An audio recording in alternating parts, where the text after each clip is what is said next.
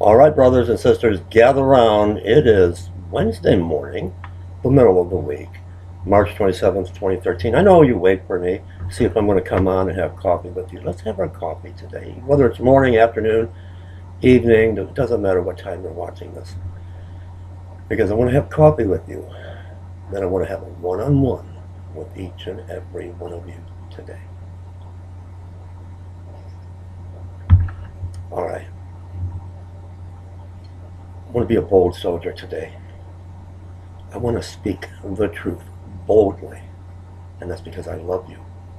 I love each and every one of you. That's why I will speak the truth boldly today. Today, it's Wednesday. Many of us just look at it as the middle of the week, hump day. And Protestants and Christians are looking ahead to get this week over with towards the weekend with Friday, what many call Good Friday, being the crucifixion of our Savior, and Sunday being the resurrection. Now, with that said, we don't think much about today. It's just the middle of the week. But today, my heart is so heavy. Let me explain. Satan has been around a long time, all throughout Scripture, all throughout the pages of Scripture, the living Word. And he's been spreading his lies for a long time, and he's good at it. He's good at what he does. And he was also there at the very beginning of the early church. He was there in Rome. You gotta remember, it was Rome that pierced our Savior. He was there at the very, very beginning emergence of the Roman Catholic Church, and he infiltrated the Roman Catholic Church at that time, along with organized religion. But it was first the Roman Catholic Church that he infiltrated. He started spreading his lies.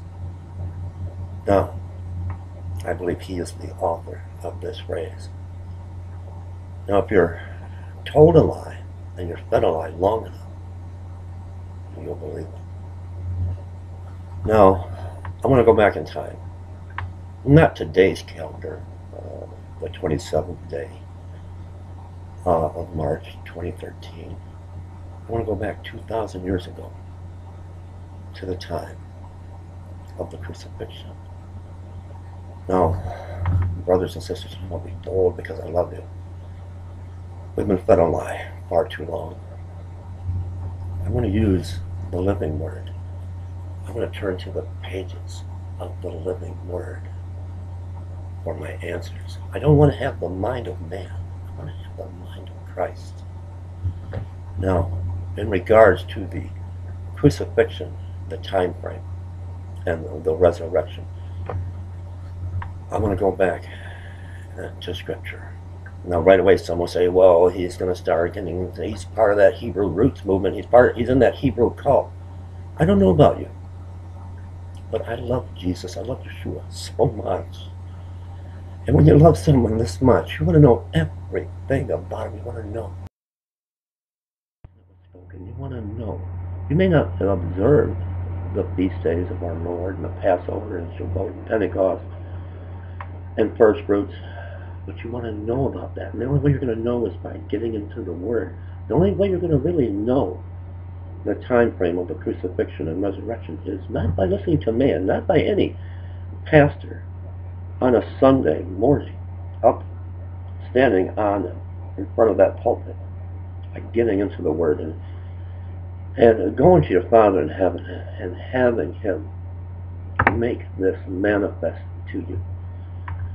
Regarding the crucifixion, when we read Scripture, we know that Jesus, Yeshua, rode into town on that donkey colt 6 days before the Passover. Now, the Passover, 2,000 years ago, to the calendar, the time of Yeshua, the Passover would have been on Nisan the 15th.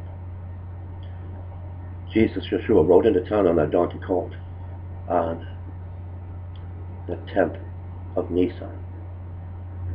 You got to remember, by getting into the Word, again, get into the Word. It was the high priest. They now have made their mind up.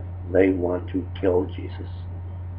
They want to get him on that cross and get him down and have him buried before the Passover. They can't do it on the Passover. The Passover 2,000 years ago was Nisan 15th. Jesus went to that cross for you and for me on Wednesday, the 14th day of Nisan. He was on that cross roughly between the hours of 12 and 3. Now, how long was he in the grave, in that tomb? To find that answer again, we got to go back to Scripture. What did Yeshua tell his disciples? And what did Jesus tell you and I? He gave us the time. He said, I will be in the earth 3 days and 3 nights, just as Jonas was in the belly of the fish. Now, I don't care how good you are in math. You could be one of the greatest mathematical minds of our time. You could be a college professor. Friday to Sunday, the math doesn't work. You can't get 3 days from Friday to Sunday, but you can get the proper 3 days and 3 nights from Wednesday, Nisan 14, with the resurrection taking place on Saturday, the Sabbath. Well, that doesn't work, Pastor Dave. Oh no, he rose on Sunday. That's what we've always been taught. I can prove to you. I can get out the Gospel of John and show you. All right, what does it say? Mary Magdalene went early the first day of the week. She had to wait. She couldn't go on the Sabbath. She had to wait, and she waited to the most earliest point, the earliest part, the very, very ending. Just as she waited and watched as the Sabbath ended in the very break of the new day. Sunday, the first day of the week, is when she went to that tomb, and he was already gone. He wasn't there at the earliest moment of the beginning of the first day of the week. The resurrection took place on the Sabbath, on Saturday, right around, again, the 3 o'clock hour. I tell you this because I love you. When you've been fed a lie long enough. Who coined that phrase? Hitler. Where did he get it from? Got it from his teacher, the devil. Now, Protestants around the world are following the Catholic religion and the Pope. And we're going to observe the crucifixion on Friday. And the Pope calls it good. There's nothing good about it. That's why my heart is heavy today. Only got a few minutes left. I'm going to take you real quick to a thesis, I believe, and it's from a person that's an academic scholar. I won't mention their name. I have to agree with Wednesday. Crucifixion, for one thing. If Yeshua was crucified on Thursday, that would mean that there would have been back-to-back Sabbaths. The high Sabbath on Friday, then the weekly Sabbath.